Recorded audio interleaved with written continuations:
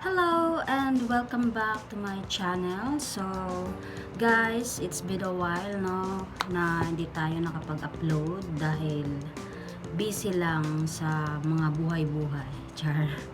So, for today's video ay gagawa po tayo ng Tikoy. So, late na nga ito no dahil tapos na yung Chinese New Year, pero ngayon lang ako mag-upload ng Tikoy.